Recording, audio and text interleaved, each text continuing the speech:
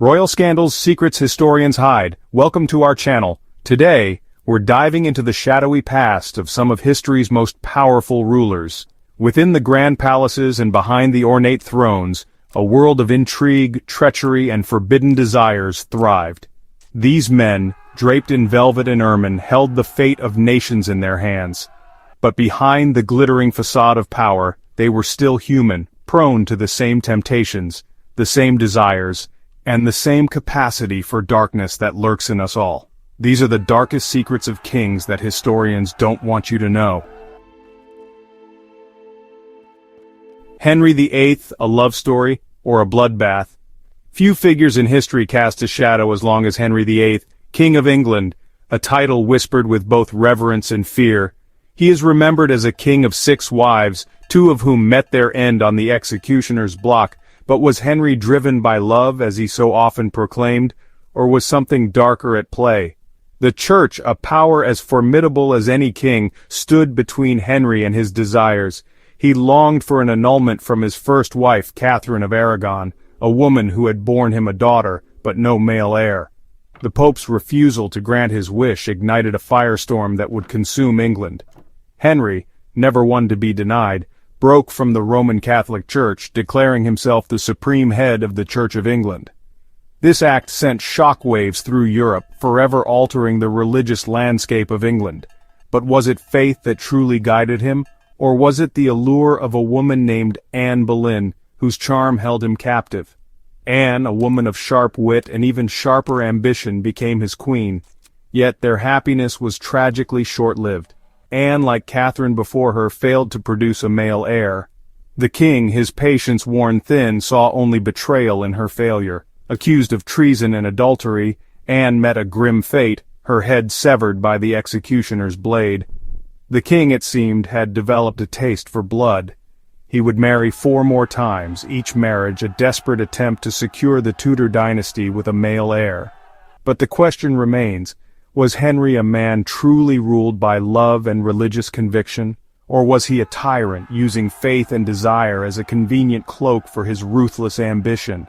The answer, like so much of Henry's reign, is shrouded in shadow, a secret whispered through the ages.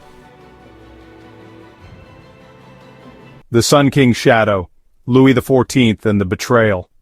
Louis XIV, the Sun King of France, bathed in the opulence and splendor of Versailles.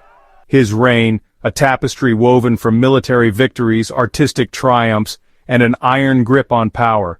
Yet even the brightest light casts a shadow, and Louis's reign was no exception. Behind the glittering facade of the Sun King's court, whispers of scandal and betrayal echoed through the gilded halls. At the heart of it all was a woman, not the queen, but a mistress, the captivating Madame de Montespan. Montespan, a woman of unparalleled beauty and ambition, held Louis captive with her charm. She became his confidant, his advisor, wielding influence over matters of state and swaying the king's favor. But power, like a venomous serpent, can turn on its master. As Montespan's influence grew, so too did her enemies. A cabal of courtiers, threatened by her power and eager to regain the king's favor, saw an opportunity in the shadows.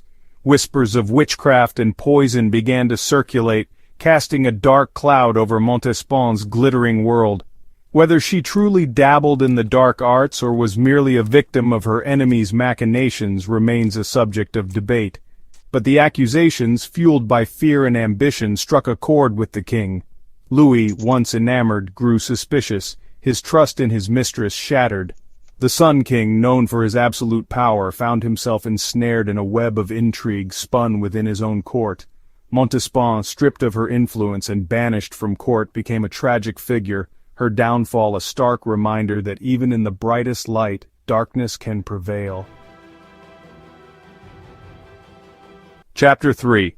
Richard III and the Princes in the Tower, a mystery unsolved. The Tower of London, a silent sentinel on the banks of the Thames, has borne witness to centuries of history, both glorious and gruesome. It is within its walls that we delve into one of history's most enduring mysteries, the disappearance of the princes in the Tower. Richard III, a king shrouded in controversy, ascended to the throne after the death of his brother Edward IV. His nephews, the young Edward V and Richard, Duke of York, stood as obstacles to his claim on the throne. Confined to the Tower of London, ostensibly for their own protection, the boys vanished without a trace. Their disappearance sent shockwaves through the kingdom. Rumors swirled like storm clouds, whispers of foul play echoing through the halls of power. Richard, already a figure of suspicion, became the prime suspect. Had he, driven by ambition, orchestrated the murder of his own nephews to secure his grip on the throne? No conclusive evidence has ever emerged to definitively answer this question. The fate of the princes in the Tower remains one of history's most perplexing cold cases. Some historians argue that Richard, a ruthless pragmatist, saw the boys as a threat and eliminated them. Others maintain his innocence, pointing to other potential culprits with motives of their own. The bones of two children, believed to be the missing princes, were discovered buried beneath a staircase in the Tower centuries later. Yet even with this discovery, the truth remains elusive. Did Richard III order the deaths of his nephews, staining his reign with the blood of innocence?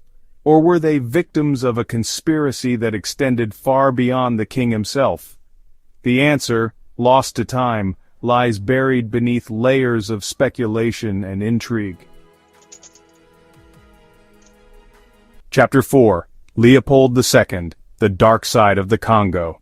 Leopold II, King of the Belgians, presented himself as a benevolent ruler, a champion of progress and civilization. Yet beneath this veneer of philanthropy lurked a heart of darkness. His reign over the Congo Free State, a vast territory in the heart of Africa, would become a byword for brutality and exploitation. Driven by greed, Leopold embarked on a ruthless campaign to extract the Congo's riches, primarily ivory and rubber. He established a regime of terror, enforced by a private army that stopped at nothing to fulfill the king's insatiable appetite for profit. Congolese men, women, and children were subjected to unimaginable cruelty. Forced labor, torture, and mutilation became commonplace. Villages were razed, their inhabitants slaughtered or driven into the jungle to die. The Congo, once a land of vibrant cultures and abundant life, was transformed into a living hell. Leopold, shielded from the horrors he had unleashed, amassed a fortune from the suffering of millions. He used his ill-gotten gains to build opulent palaces and indulge in a lavish lifestyle, all the while maintaining a carefully crafted facade of benevolence. The truth, however, could not be silenced forever. Reports of the atrocities in the Congo began to filter back to Europe, sparking outrage and condemnation. Journalists, missionaries, and diplomats bore witness to the horrors, their accounts revealing the true cost of Leopold's greed. Faced with mounting pressure, the Belgian government finally seized control of the Congo Free State, stripping Leopold of his personal colony. The king, his reputation in tatters, died a broken man, leaving behind a legacy of unimaginable suffering. Chapter 5. Tutankhamun, The Secret That Rewrote History. Tutankhamun, the boy king of Egypt, ascended to the throne at the tender age of 9. His reign, brief and shrouded in mystery, ended abruptly with his death at the age of 18. For centuries, Tutankhamun remained a shadowy figure, his tomb lost to the sands of time. Then, in 1922, a discovery in the Valley of the Kings would rewrite history. British archaeologist Howard Carter unearthed Tutankhamun's tomb, its contents remarkably well preserved. The world watched in awe as Carter and his team carefully excavated the tomb, revealing a treasure trove of gold, jewels, and artifacts. Among the treasures, they found the boy king's mummified remains encased within a series of gilded coffins. Tutankhamun's death mask, a masterpiece of ancient craftsmanship, became an iconic symbol of ancient Egypt. But the discovery of the tomb raised more questions than it answered. Why was Tutankhamun's tomb so richly endowed compared to those of other pharaohs? And what caused his untimely death? Theories abound, ranging from natural causes to murder. Some speculate that he succumbed to an infection after a broken leg, while others believe he was assassinated, a victim of courtly intrigue. Recent analysis of Tutankhamun's mummy has revealed intriguing clues. Scans have shown damage to his skull, suggesting a possible blow to the head. Could this be evidence of foul play? Or was the damage inflicted accidentally during the mummification process? The mystery surrounding Tutankhamun's death continues to captivate historians and archaeologists alike. His tomb, a time capsule from a distant past, offers tantalizing glimpses into the life and death of a young king whose reign was cut tragically short. The secrets of Tutankhamun's death, much like the boy king himself, remain shrouded in enigma, a mystery that continues to fascinate and intrigue us centuries later. Thanks for watching.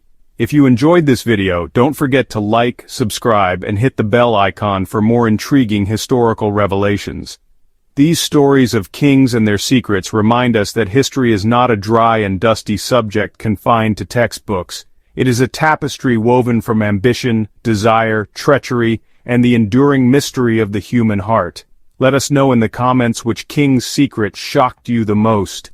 The echoes of their reigns continue to resonate through time, reminding us that even the most powerful rulers are not immune to the temptations and frailties that